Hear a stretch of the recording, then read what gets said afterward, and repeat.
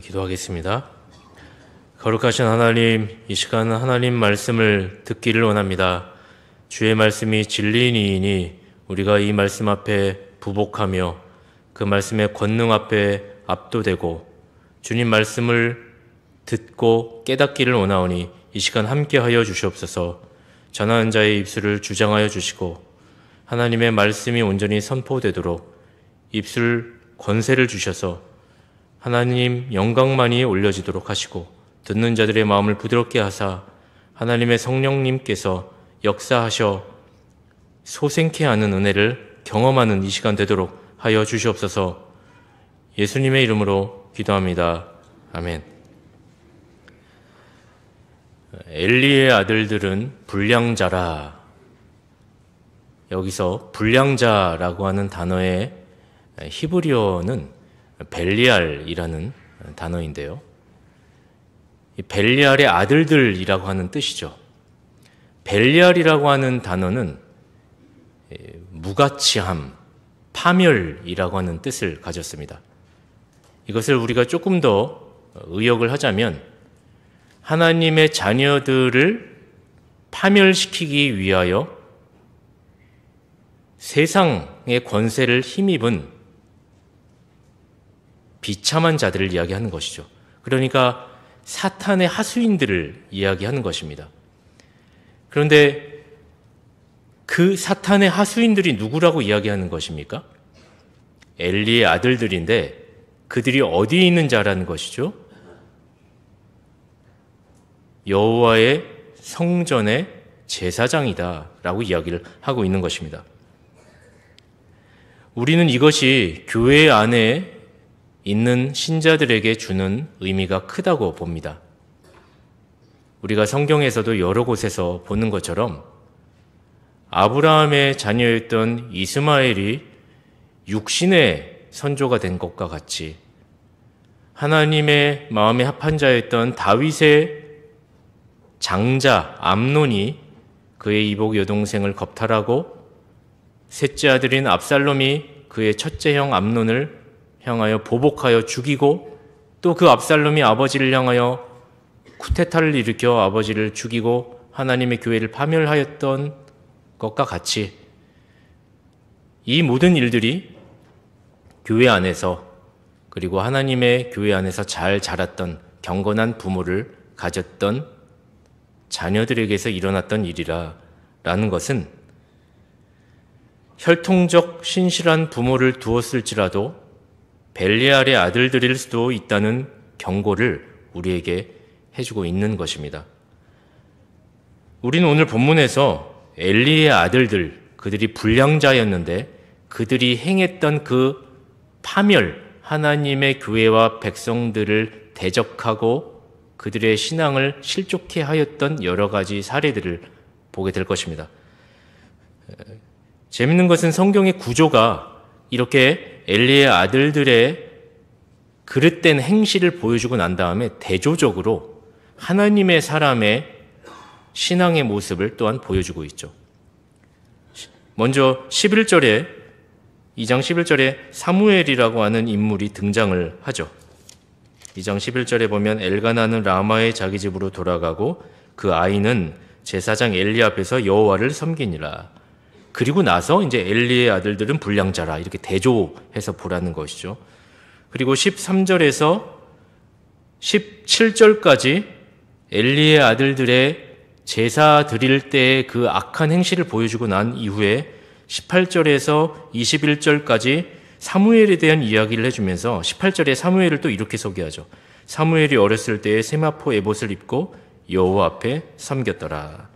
그리고 나서 또 22절부터 25절까지 엘리의 아들들에 대한 악행이 또 나오죠. 그 악행이 끝나고 나서 26절에 아이 사무엘이 점점 자라매 여호와와 사람들에게 은총을 더욱 받더라.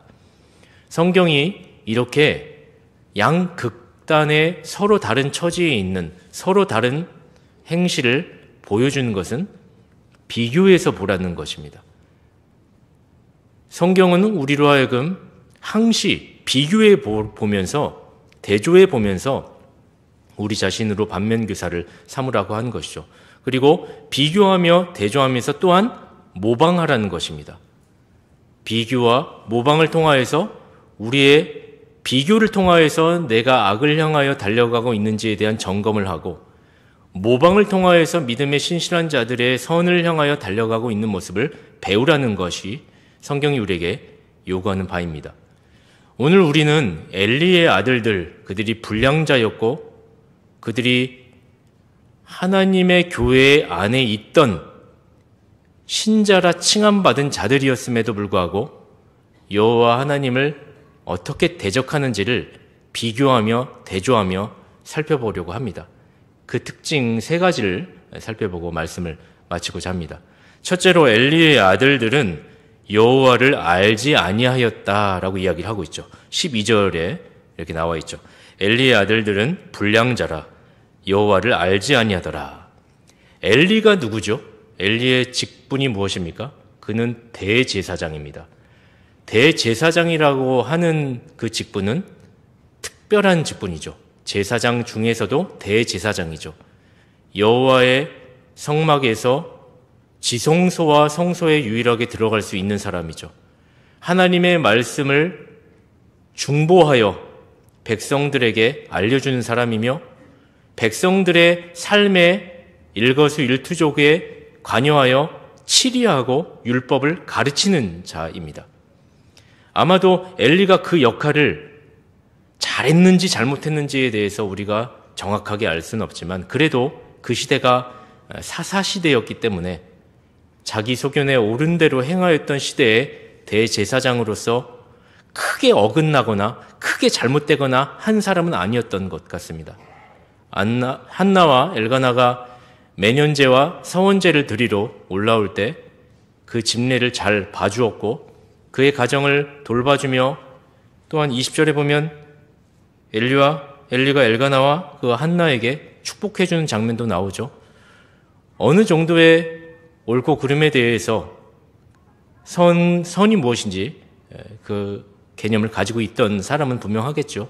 그리고 22절 이하에서도 자신의 아들들이 성전에서 그릇된 행동을 하였을 때 아들들에게 그것이 잘못됐다고 꼬집어 주는 것입니다. 옳고 그름에 대해서 아예 방관하거나 방치하는 정도의 사람은 아니었죠. 다만 좀 아쉬운 것은 조금 더 엄밀하고 엄격하게 하여서 아들들이 불황자가 되지 않도록 했어야 하는데 그 부분은 좀 놓쳤지만 그래도 어느 정도 자기 위치에서 해야 할 몫은 하고 있는 평범한 대제사장이었던 것 같습니다.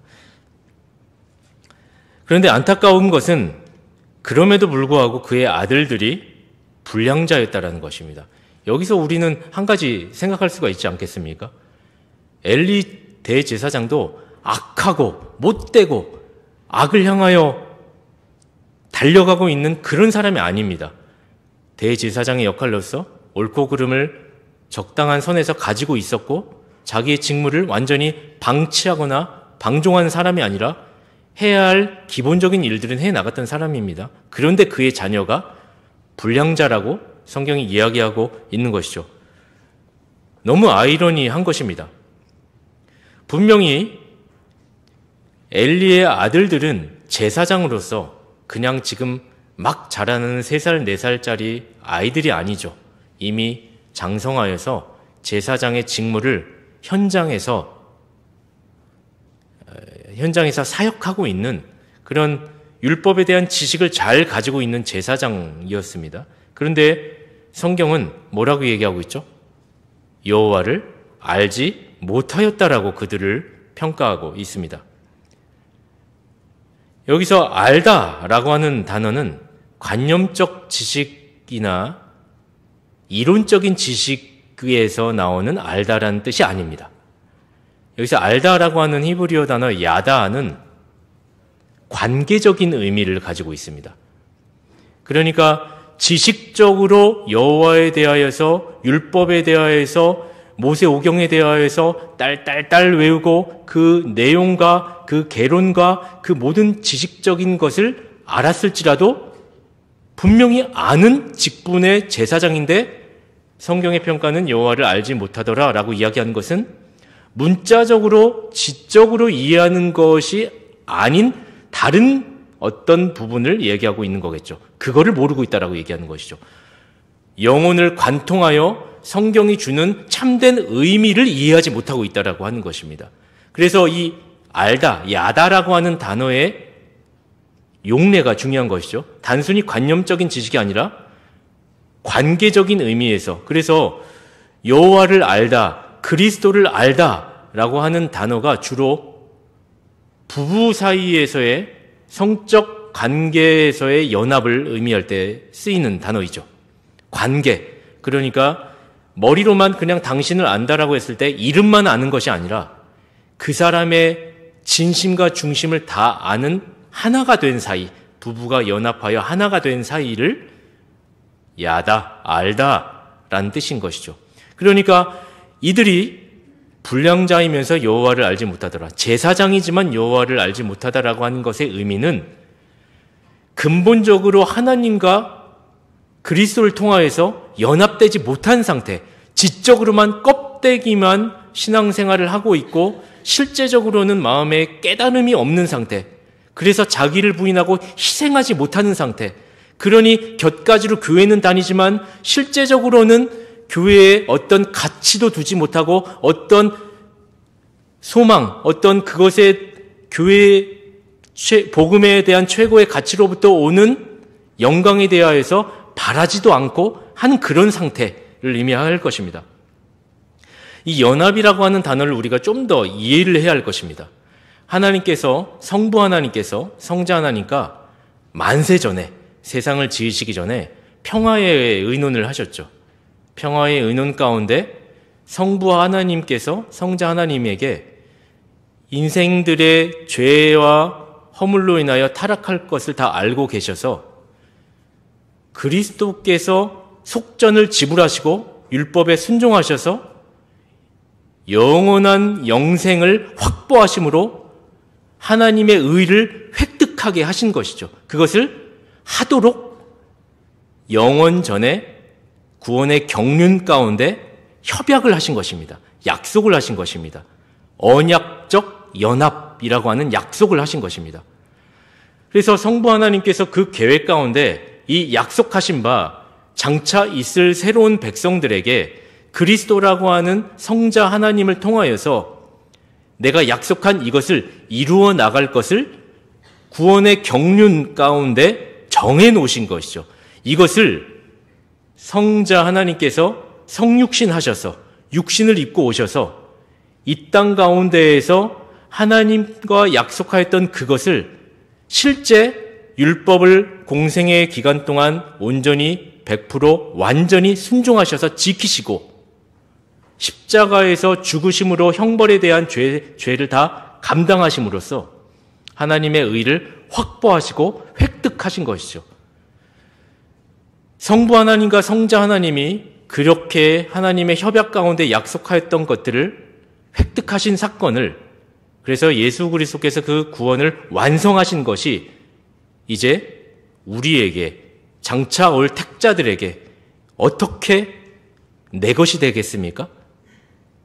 성령 하나님께서 그리스도께서 하셨던 구원의 사역을 믿음으로 믿을 때 그 하나님의 구원의 계획 가운데 약속하셨던 하나님의 의를 우리에게 전가해 주시는 것이죠. 우리의 죄는 그리스도께 전가하고 그리스도께서 획득한 영생의 확보, 그 의를 우리에게 전가해 주시는 것입니다. 이렇게 함으로써 그리스도와 신자가 성령 하나님의 적용하심을 통하여서 그리스도 안에서 하나가 될 수가 있는, 이게 그리스도의 신비적 연합, 그리스도와의 신비적 연합이라고 하는 것입니다. 그래서 성경에 보면 요한복음 15장 5절에 보면 나는 포도나무요 너희는 가지니 저가 내 안에 내가 저 안에 있게 되면 과실을 많이 맺게 되나니 나를 떠나서는 아무것도 할 수 없느니라 라고 이야기를 하고 있죠. 표현을 그렇게 하시는 것입니다. 나는 포도나무고 예수님이요 너희는 가지니 택자들을. 그래서 만세전에 성부 하나님과 성자 하나님이 평화의 의논 가운데 영원전에 협약하셨던 영원한 언약적 연합이 오늘 현재 성령 하나님의 적용하심을 통하여서 네가 믿으면 네가 내 안에 들어오게 되는 거야. 그리고 나는 네 안에 들어가게 되는 거야. 우리가 하나가 되는 거야. 연합하게 되는 거야. 그렇게 되면 우리는 유기적인 관계가 되는 거지. 유기적 연합이 되는 거야. 그렇게 되면 우리는 생동적 연합이 되는 거야. 유기적 연합이라고 하는 것은 말 그대로 발가락이 아프면 뇌가 아프죠. 그런 것입니다. 하나로 연결되어 있으니까요. 생동적 연합이라고 하는 것은 그리스도께서 우리 안에 우리가 하나니까 주체자가 되셔서 생명의 주관자가 되셔서 나를 다스려 주시고 나를 먹이시고 나를 보호하시고 하나이니까요. 생명을 창출해 주시는 분이신 것이죠. 생동적 연합을 이루게 되는 것입니다. 이 사건이 오늘 신자들에게 일어나야 된다는 것입니다. 어떻게 해요? 믿음으로 일어난다는 것입니다. 그런데 이것은 단순히 지적인 이해로만 되는 것이 아니라는 것입니다. 지적인 이해가 아니라 실제적인 이 성경의 지식이 우리 마음 가운데 깨달아져서 성령께서 조명해 주신 은혜로 말미암아 그 그리스도께서 하셨던 십자가의 사역이 오늘 현재 지금 일어나서 나와 하나가 되어지는 사건을 경험하고 있느냐를 물어보는 것입니다. 많은 교인들에게 물어보고 있는 것입니다. 교회 안에 제사장인데도 물어보는 것입니다. 근데 너는 아니네 라고 얘기하시는 것이죠. 엘리의 아들들에게. 근데 너는 제사장이고 겉에 직분과 모든 사람들에게 존경과 위신과 그리고 제사장의 직무와 제사의 규례와 율법의 두루마리의 내용을 다 지적으로는 알고 있어도 실제 나를 모르네 라고 주님께서 이야기하시는 것입니다. 나와 연합하지 않았기 때문에 라고 이야기하는 것이죠. 그러면 누가 연합한 자고 누가 연합하지 않은 자죠? 그걸 어떻게 알 수가 있습니까? 그것은 오늘의 현장에서 믿음으로 말미암아 여기에 최고의 가치가 있고 여기에 생명이 있는 줄 알고 여기에 자기의 모든 것을 걸 수 있는 사람, 심지어 생명, 자기의 자녀와 가족과 전토와 생명까지도 내걸 수 있는가를 주님께서 보시겠다는 것입니다. 그리하여 그 주님 안에 거한 자라면 희생을 감내하면서까지 이 모든 것을 주께 드리겠다라고 하는 것이죠.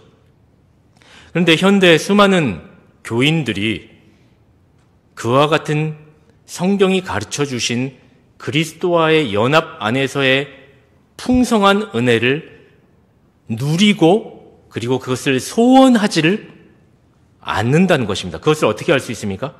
희생하려 하지 않는 것이죠. 내 시간, 내 여가, 내 물질, 이것이 희생하느냐 마냐는 무엇을 의미하는 것입니까? 한 알의 밀알이 땅에 떨어져 썩어야지만, 죽어야지만 거기에 최고의 가치가 있는 줄 알고 죽어야지만, 나를 부인하고 희생해야지만 열매를 맺는 것이죠. 죽어야지만 사는 것입니다. 이 역설을 내가 이해하고 살기 위하여, 영광을 얻기 위하여 나에게 주님께서 요구하신 것이 있다면 희생이다. 그런데 죽지 않고 생명만을 얻어오고 싶어하는 현 시대의 교인들이 있다라는 것이죠. 그들이 누굽니까? 엘리의 아들들이죠. 엘리의 아들들입니다. 그래서 그들에게 하나님께서 뭐라고 얘기하시는 것이죠? 그들이 비록 겉으로는 제사장인데 내용으로는 여호와를 알지 못한다. 그래서 그들은 불량자야. 번역이 좋은 것이죠. 그들은 벨리알의 아들들이야. 사탄의 하수인이야. 이렇게 얘기하는 것입니다. 대단히 죄송하지만 우리의 삶의 열매에서 이 최고의 가치를 위하여 내가 조금이라도 희생을 하지 못하겠다라고 하는 것은 사실 거슬러 소급 적용하여 우리가 답을 왜 그런가 생각해 본다면 그리스도를 아는 지식이 머리에서 그쳤기 때문이요. 그리스도와 신비적 연합을 경험하지 못했기 때문이요. 더 나아가 믿음이 없기 때문이요. 더 나아가 사탄의 하수인 벨리알의 아들들이기 때문인 것입니다. 만약 이 말씀이 가슴에 찔리거나 좀 불편하시다면, 그렇다면 어떻게 하는 것이 바른 길일까요? 회개하는 것입니다. 주님 은혜를 달라고. 그렇다면 오늘 내가 어떻게 해야겠습니까? 주님, 결단을 내리는 것입니다. 그것을 요구하는 것이죠. 엘리의 아들들에게도 마찬가지였죠. 제사장, 아버지 제사장이 그들이 성막문에서 여인들과 동침하였을 때 그거 아니다, 그거 틀렸다, 그렇게 하면 안 된다. 그러나 그들이 가당키나 합니까? 그러니 여호와께서 마지막에 그들에 대해서 저주를 하시죠. 25절에 하반절에 그렇게 나와 있죠. 그 아비의 말을 듣지 아니하였으니 그들이 이는 여호와께서 그들을 죽이기로 뜻하셨음이었더라. 우린 이 말씀을 경고로 삼아야 할 것입니다. 둘째로 엘리의 아들들은 여호와의 제사를 멸시했고 재물을 훔쳐간 자들입니다. 불량자의 특징이 그렇다는 것입니다. 분명히 제사장이고 교회 직분자이고 이것을 잘 선용하여 성도들에게 유익이요 하나님께 영광을 돌려야 하는 자리에 있는 자여야 되는데, 오히려 하나님께 돌아가야 할 제사 제물을 횡령하고 백성들에게 돌아가야 할 분깃을 뺏어가는, 도둑질하는, 이것이 지금 불량자 벨리알의 아들들의 모습이라고 얘기하고 있죠. 13절부터 한번 따라와서 한번 읽어와 보십시오. 그 제사장들이 백성에게 행하는 습관은 이러하니, 이 제사장들은 지금 엘리의 아들들이겠죠. 곧 아무 사람이 제사를 드리고, 아무 사람은 이제 그 일반 백성들이 성막에 예배를 드리러 오는 자들이겠죠. 그들이 고기를 삶을 때 제사장의 사환이 손에 3살 갈고리를 가지고 와서, 여기서 제사장의 사환은 사실 엘리의 아들들을 이야기하는 것입니다. 밑에 보면 알 수가 있는데요. 어쨌든 엘리의 아들들이 일반 백성들이 자기의 재물을 가지고 여호와께 제사를 드리러 왔습니다.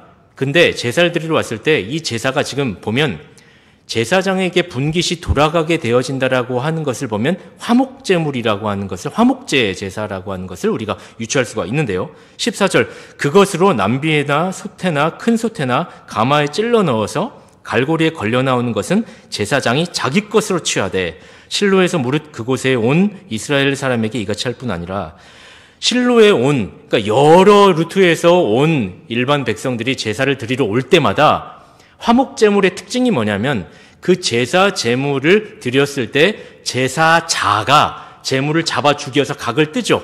그리고 나서 고기와 기름을 따로 떼서 놉니다. 그러면 제사장이 기름을 번제단에 올라가 가지고 태워서 하나님께 올려드려야 되죠. 그리고 뭐가 남죠? 고기만 남죠.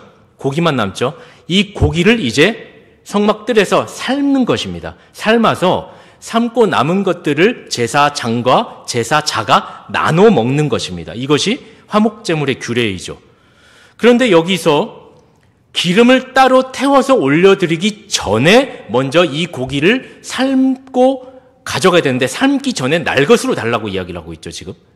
그리고 고기를 삶아서 가져가야 할 분깃이 정해져 있습니다, 제사장은.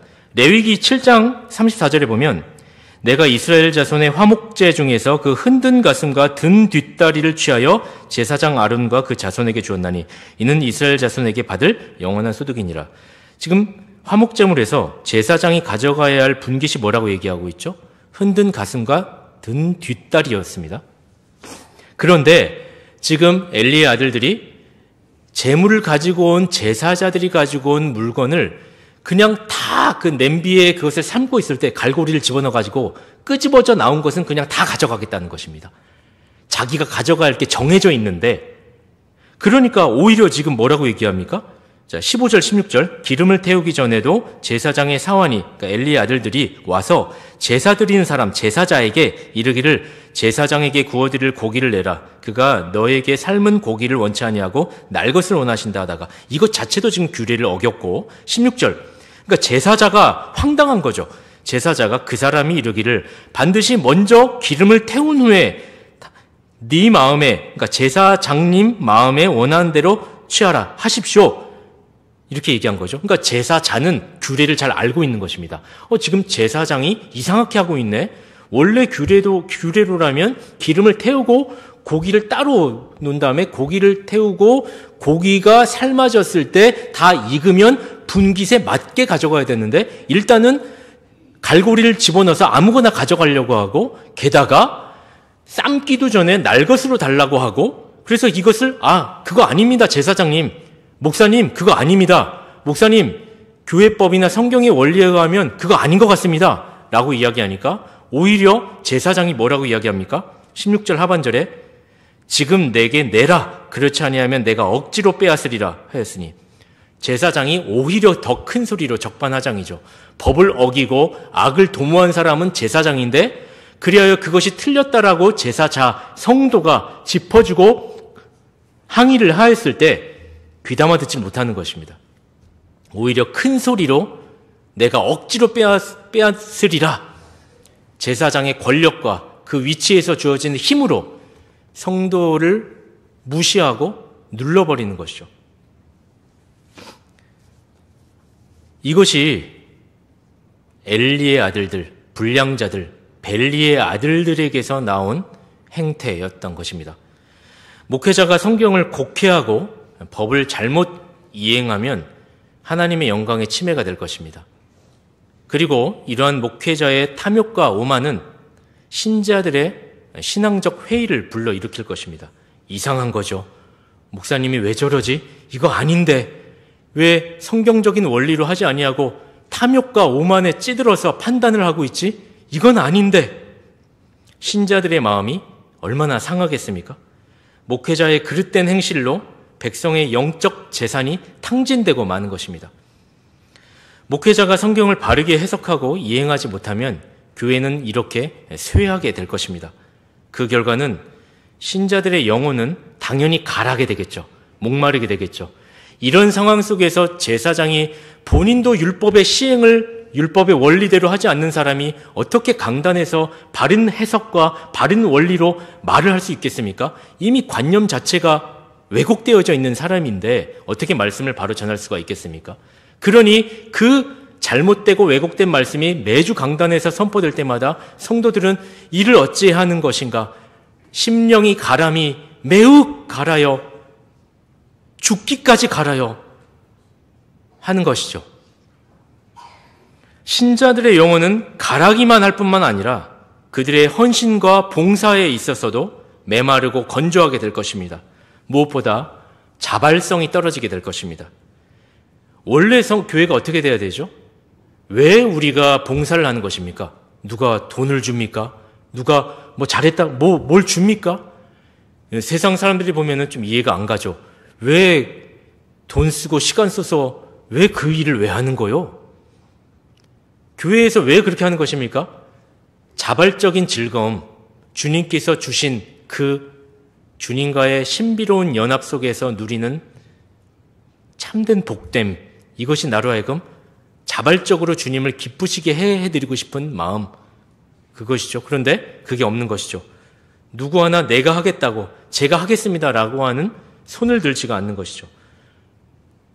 소위 교회에서 김장을 하든 어떤 행사를 치르든 아무도 봉사를 안 하려고 하는 것입니다. 이미 신자들은 영적 자원이 바닥났기 때문에 해야 할 이유를 잃어버린 것입니다. 목회자의 영적 건강과 성도의 영적 건강은 상호 보완적인 것이고 상호 보존의 관계인 것입니다. 목회자가 먼저 바른 성경과 바른 성경의 이해를 가지고 연구하고 묵상을 하고 생활하고 그 말씀대로 성도들을 대하고 복음을 전하게 될 때 성도들의 가란 심령은 생명수를 얻고 살게 되는 것이죠. 그리고 그 생명수 가운데 돌고 돌아 그 영혼의 꽃피움이 사막의 오아시스를 만나 그곳이 들판이 되어지는 그런 역사가 일어나는 것이죠. 동시에 성도들도 진심으로 모든 예배를 참석하고 봉사에 헌신에 충성되이 행하며 그렇게 한다면 목회자는 긴장하지 않을 수가 없는 것입니다. 야, 저 멀리서 이 말씀을 들으려 여기까지 왔구나. 정말 말씀에 갈아여서 한 주 한 주 하루하루를 이 말씀으로 살기 원하여 이 예배 자리를 지키려 하는 것이구나. 내가 참 부족한데 정말 이 영혼들을 위하여 잘 준비해야겠다. 목회자가 긴장하고 말씀 준비에 최선을 다할 것이고 시간과 에너지를 아끼지 않을 것이죠. 그러한 영향은 목회자의 그와 같은 열심과 충성됨과 성도들의 그러한 충성과 열심됨은 상호 보완적이고 상호 서로 보존을 해주는 역할, 협력을 하는 역할을 하는 것입니다. 그래서 선한 이런 연결고리가, 순환고리가 형성이 되면 교회는 하나의 문화로 예배드리고 헌신하고 자발성 있는 것들이 당연한 문화로 자리 잡게 될 것입니다. 그런 교회가 되기를, 그런 교회의 힘을 믿습니다. 우리 교회가 앞으로 지향하는 방향성이 그와 같다 할 것입니다. 마지막으로 셋째로, 그들은 예배를 드리러 온 여자들과 회막문에서 동침하였습니다. 벨리알의 아들들의 특징이죠. 22절이죠. 엘리가 매우 늙었더니 그 아들들이 온 이스라엘에게 행한 모든 일과 회막문에서 수종드는 여인과 동침하였음을 듣고 그들은 이성 없는 짐승처럼 혐오스러운 악을 저질렀습니다. 제사장의 직분을 이용하여 예배에 나온 여자들과 동침하였다는 것이죠. 교회에서 성적 문란한 행위는 다른 것이 아닙니다. 사실 작은 것에서부터 이뤄질 수 있는 것입니다. 교회에서 스킨십은 참으로 조심해야 하는 영역입니다. 조금 큰 교회에서는 청년부 담당 목회자들이 참 주의를 해야 할 것입니다. 자매의 어깨에 손을 얹는다든지 아주 작지만 쉽게 악수를 하든지 이런 작은 터치도 허용해서는 안 되는 것입니다. 같은 공간에 단둘이 있거나 차를 타는 것도 사실 우리는 그러하지 말아야 하는 것이죠. 유명 스타 목사들의 성적 추문이 종종 구설수에 오릅니다. 그것은 어느 정도 과장되거나 오해의 소지가 있다 할지라도 100번 양보하여 그렇다 할지라도 사실 그것은 여지를 주었기 때문에 발생하는 일임을 알아야 합니다. 처음부터 포옹하고 껴안고 그런 사람들이 어디 있습니까? 시작은 작은 터치에서 시작된 것이죠. 물론 목회자와 상담 그리고 신방의 시간이 필요합니다. 이럴 때 우리는 지혜롭게 해야겠죠.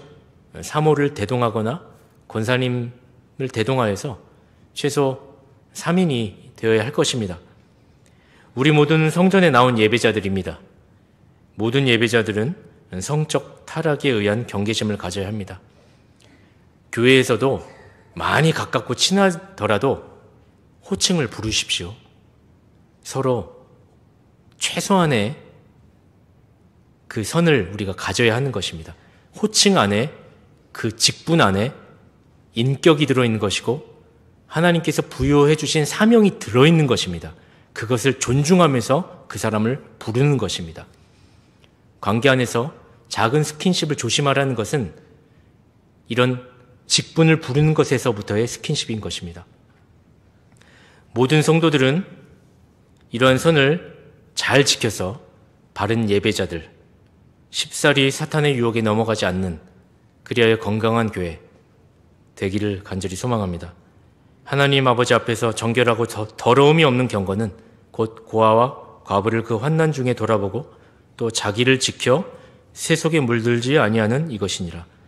하나님 앞에서 정결하고 더러움이 없는 경건, 자기를 지켜 세속에 물들지 아니하기 위한 애씀, 우리 자신들에게 있어야 할 것입니다. 기도하겠습니다. 거룩하신 하나님, 우리는 연약한 인생들입니다.